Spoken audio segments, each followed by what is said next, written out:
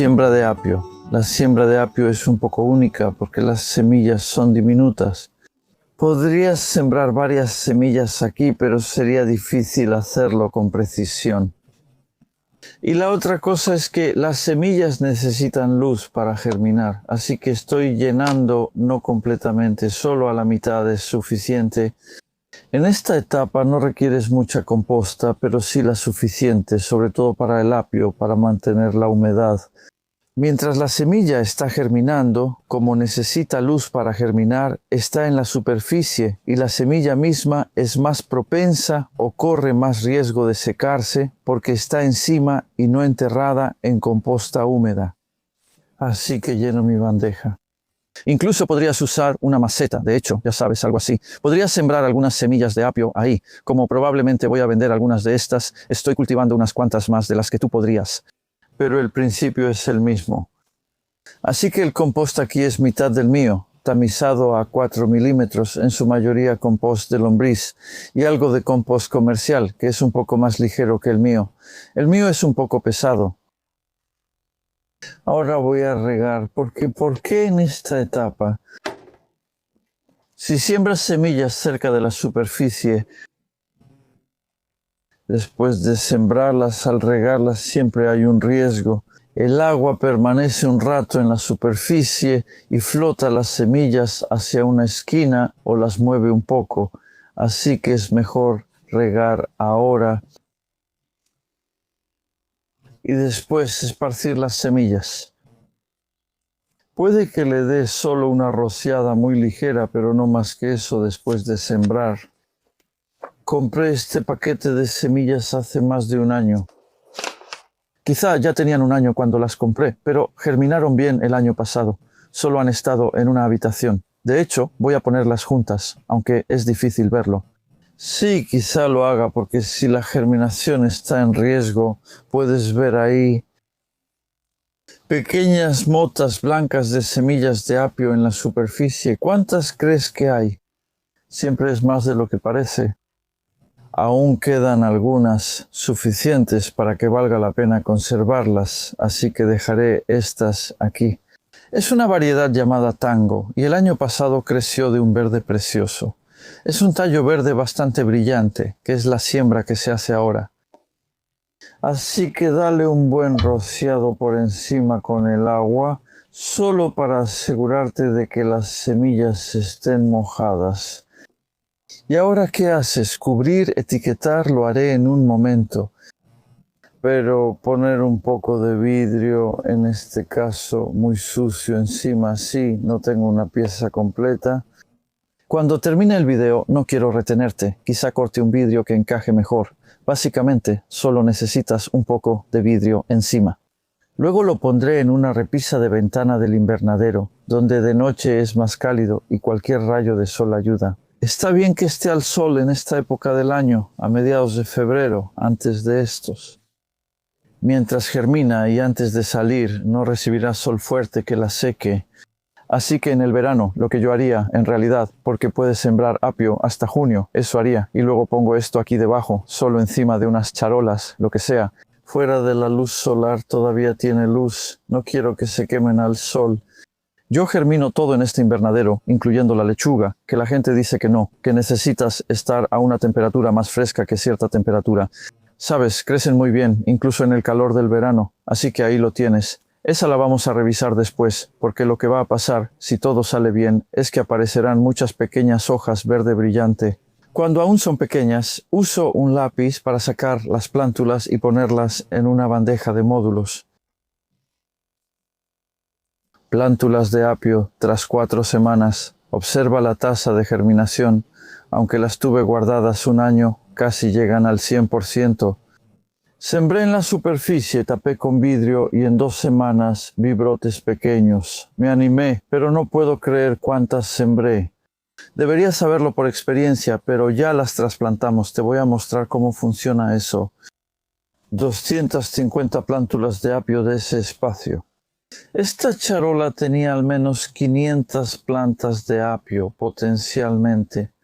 Sé que la gente batalla con eso, ya sea si se equivoca o si siembra de más, cosas así.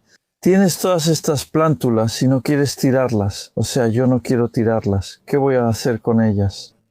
Entonces, si las guardas, bueno, probablemente vas a tener que tirarlas después. Ya sabes, es esa cosa. ¿Cuánto espacio tienes para cultivar aquí? Estoy llenando una charola, así que quiero mostrarte cómo lo hago. Al menos es presionar bastante firme hacia abajo.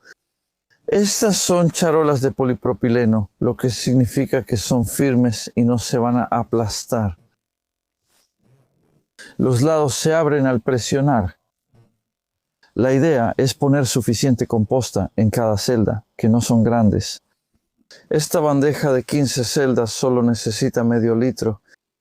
Es cerca de 1/10 de galón de composta para 15 plantas sanas y fuertes.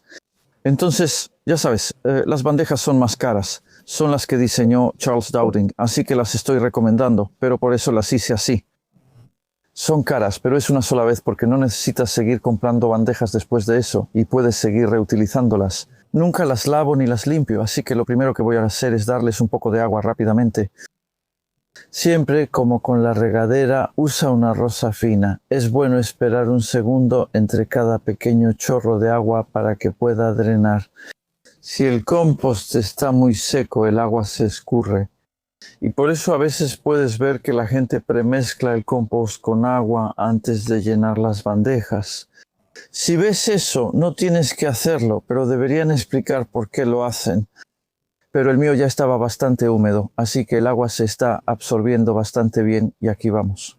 Ahora puedo sentir que está más pesado que antes. Puedo ver agua saliendo por la parte de abajo de muchas de las celdas, así que ahora ya está completamente húmedo. ¿Qué es donde quiero estar? El repicado, ¿qué es? Es básicamente un trasplante.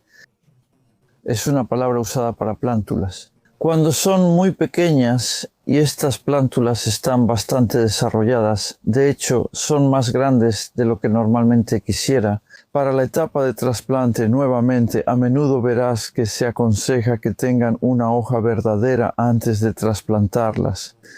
¿Qué es una hoja verdadera? Puedo ver una desarrollándose aquí y probablemente sea más claro, de hecho voy a tomar una de la cama caliente de aquí. Plántulas trasplantadas hace una semana, así que de esta misma bandeja. Así que hace una semana eran más pequeñas que eso, de hecho fue hace 10 días, eran diminutas, realmente diminutas. Y no tenían la hoja verdadera es esa hojita de forma diferente. Está entre las dos primeras hojas, así que tienes las dos primeras hojas. Son cotiledones, suelen ser largas y delgadas.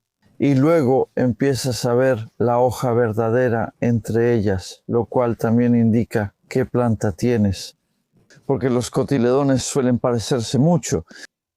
Y una vez que ves una hoja verdadera, bueno, sabes que las cosas están sucediendo. Esto, dejarlas crecer hasta este tamaño, significa que hay muchas más raíces que cuando las trasplantamos muy pequeñas. Es mucho más fácil porque el sistema de raíces es mucho más pequeño. No necesitas forzarla en el hoyo ni nada parecido. Pero probablemente puedas ver que el agua está muy llena, moviéndose un poco. Eso está perfectamente bien. De hecho, eso es lo que quiero, porque así sé dónde estoy ahora. Estas celdas están realmente húmedas y también la estoy empujando y doblando un poco hacia abajo, eso está bien. Todo lo que puedo decir por experiencia es que esto funciona muy bien. Pueden decirte que la raíz debe ir completamente vertical, pero no es necesario, solo enróllala hacia abajo. Porque lo que quiero hacer, más que nada, incluso más que la raíz esté bien acomodada, es que el tallo también quede por debajo del nivel de la superficie. Déjame mostrarte para que compares. Si no hiciera eso, suponiendo que mantuviera el mismo nivel. Cuando estoy trasplantando, eso sería así. Y luego lo empujaría. Pero lo que tengo ahora es un tallo ondulado sobre la tierra y básicamente eso va a crecer en una planta más desgarbada. Y en realidad al final está bien hacer esto. Entiérralos para que las semillas queden bonitas. Perdón, las hojas están acomodándose en el compost. Puede parecer un poco brutal hacer esto incluso para mí, pero en parte me motiva que, ya sabes, siempre hay tiempo.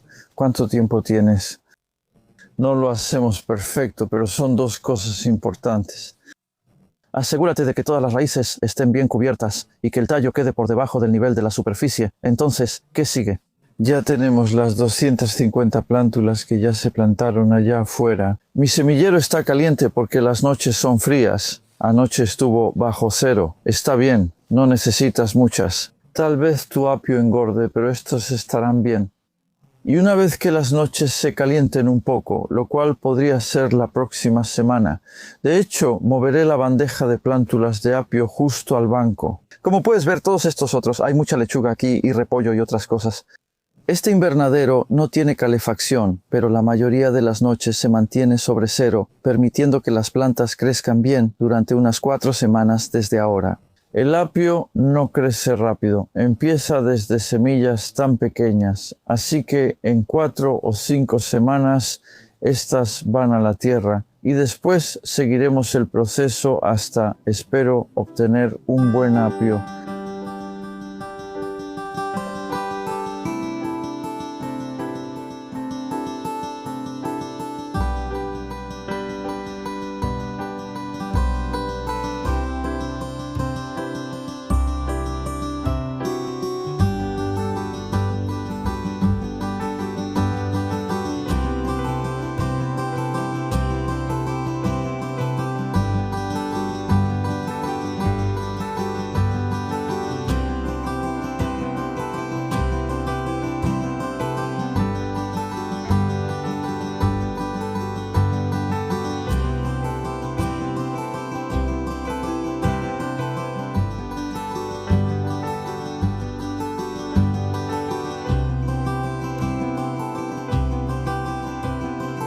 Así que a partir de una siembra de apio alrededor de mediados de febrero, crece muy lentamente. Inicialmente tenemos muchas plantas y todas están en diferentes etapas de crecimiento.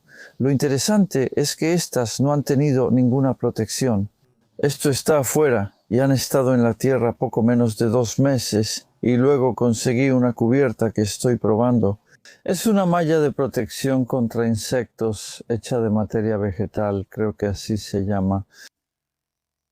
La quitamos hace apenas 5 días y en realidad le dio suficiente protección al apio para ayudarlo a crecer, bastante más grandes que los que no estaban cubiertos. Y también algo que no esperaba, que la cubierta cumplió con su función de protección contra plagas. Pero una plaga que no esperaba. Porque no se ve tanto, o al menos yo no lo he visto tanto, es esta, que es la minadora de hojas. Y así, bastantes de las plantas de apio sin protección están mostrando esto, que es el clásico daño de la minadora de hojas, donde se puede ver en ellas. También ocurre en hojas de betabel y acelga, pero nunca había visto el apio tan afectado. Y ahí, entre las 2 capas exteriores de la hoja, hay una pequeña larva comiéndose los nutrientes de esa hoja. Así que, de todos modos, no es suficiente para evitar que el apio se convierta en una planta valiosa, pero sí lo está retrasando, y esto obviamente es mejor. Esto protegía del clima. Antes, en esta cama había col de Saboya, que se cosechó hasta finales de febrero y marzo. Unas coles hermosas, las arranqué girándolas y agregamos lombricomposta urbana, en realidad sustrato para macetas. No quería poner mucha composta, pero sentí que las coles absorbían muchos nutrientes. Y además, la composta extra que pusimos a principios de abril va a retener un poco más de humedad, porque todo se trata de la humedad, y de hecho acaba de llover. Pero también regamos esta cama. Si solo retiro un poco de composta de arriba, verás muchas raíces. Eso es clásico, así que no creas que las raíces siempre son profundas. Lo he notado muchas veces con el apio, particularmente si puedes mantener esta composta superficial bastante húmeda con riegos regulares, al menos cada 3 días, tal vez, con una cantidad decente, suficiente para que la composta retenga la humedad por un tiempo. Y entonces verás muchas pequeñas raíces de apio cerca de la superficie y están ayudando al crecimiento porque crecen muy rápido. Si lo piensas, ¿sabes lo que estás viendo? Solo hay 2 meses que no son el clima más caluroso del verano, es clima de primavera creciendo. Eso es mucha humedad y también nutrientes y más que nada humedad con el apio. Así que podrías. Están sembrados a 22, 25 centímetros, 9, 25.4 centímetros, pero podrías hacerlos más separados. Sin embargo, descubrí que ese espacio es bueno porque da un efecto de blanqueamiento. Las hojas impiden que mucha luz llegue a los tallos, por lo que estos se vuelven más pálidos en vez de oscuros. Son menos amargos, más dulces. Todo esto está lleno de cosas buenas. Es una cosecha maravillosa que ya podrías recoger. Si te gusta hacer jugo de apio, que es algo realmente maravilloso de hacer, yo mismo lo he hecho y es muy saludable. Podrías empezar a cortar algunos ahora, en lugar de talar todo de una vez, por así decirlo. Yo quitaría algunos aquí y allá para permitir que crezcan más en el invernadero, donde planté en la misma fecha de siembra, y los puse en la tierra un poco antes, así que probablemente hace 10 semanas ahora los estamos cosechando. Apenas empecé ayer una gran primera cosecha, así que puedes ver que al cortarlos tienes una cabeza más grande que aquí, cortando. Justo sobre el suelo puedes ver pequeñas hojas bebés, probablemente a esa altura, lo que permitirá que crezcan de nuevo y puedas cosechar otra vez. Así que hoy estoy cortando algunas, y esa planta no la volveré a tocar durante otras 6 a 8 semanas. Y eso dará otra buena cantidad de cosecha en el futuro. Hay tantas opciones con el apio.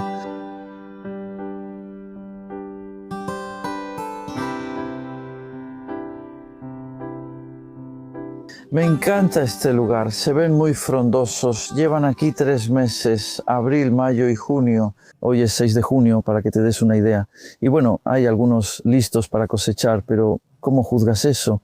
Hay muchas formas de verlo, en parte muchas formas de cosechar. Eso afecta cuando puedes empezar, pero lo ideal es hacerlo temprano porque siguen creciendo.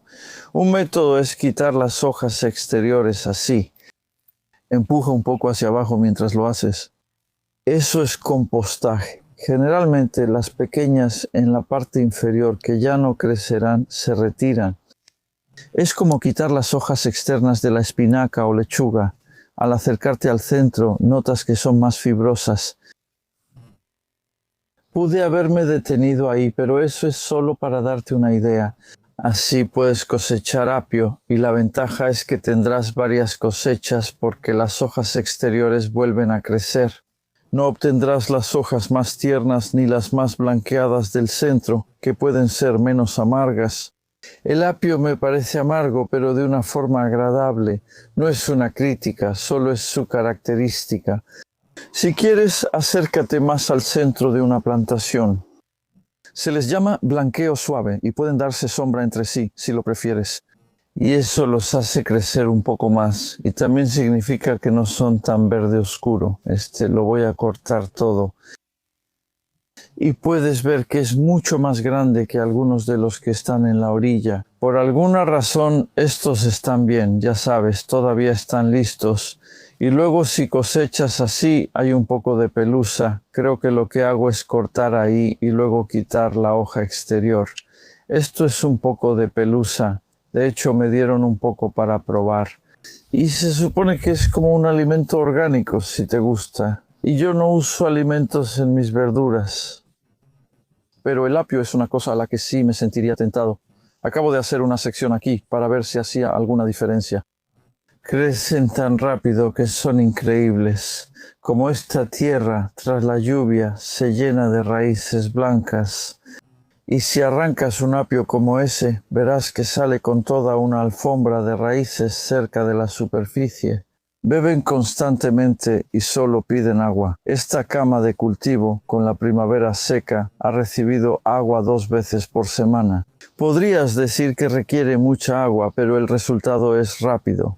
Cuanta más agua uses, más tiernos quedan. Si no lo comes al instante, estas hojas extraen humedad de los tallos.